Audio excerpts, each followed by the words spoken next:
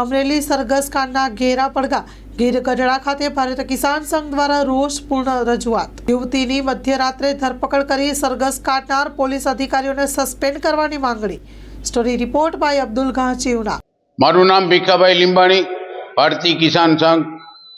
આજરોજ ગીર ગઢડા મામલતદારને આવેદન આપેલું છે કે ભાઈ અમરેલીની અંદર પોલીસે ગેરરીતિ અને સુપ્રીમ કોર્ટના આદેશને પણ અવગણીને રાતના 12 વાગ્યે દીકરીની ધરપકડ કરી એની સરઘસ કાઢી અને એને ખોટી રીતે ગુનામાં સંડોવી અને જેલ હવાલે કરી। હવે સુપ્રીમ કોર્ટનો આદેશ છે કે 7 થી 7 સુધી એટલે કે સૂર્ય અસ્તથી સૂર્ય ઉદય સુધી કોઈ પણ નારીની ધરપકડ કરી શકાય નહીં। તેમ છતાં એણે કોઈ પણ જાતના ગુના કે વાંક વગર આ દીકરીની ધરપકડ કરી તો આવા હરામી અને અંગ્રેજની ઓલાદ એવા એસપીને ફાંસીની સજા આપો અને આવા કોઈ રાજકીય તત્વો હોય તો એને પણ ફાંસીની સજા આપો।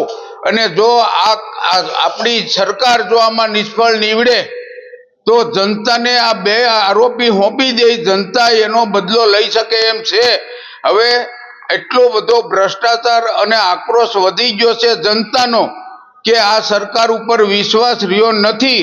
એટલે સરકાર હવે પોતાની જે નીતિ છે એમાં સુધારો કરે અને નહીં તો આ જનતા આવનારી બેલેટ પેપરથી ચૂંટણી માગી અને આ સરકારને પાકિસ્તાનના સીમાડા સુધી ધકેલી દે તેમ છે।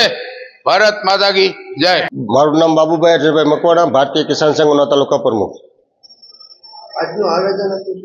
આજનું આવેદન મુદ્દો એ હતો કે જે અમરેલીની અંદર જે બનાવ બન્યો છે એ બારામાં અમે આજે ભારતીય કિસાન સંઘના નેજા હેઠળ એક આવેદનપત્ર આપ્યું છે કે જેથી કરીને હવે બીજા તાલુકાની અંદર આવું ન બને।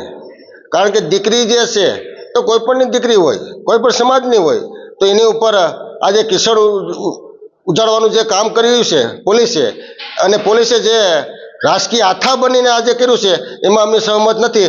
એના માટે અમે આ વિરોધ કરવા માટે આવ્યા છીએ।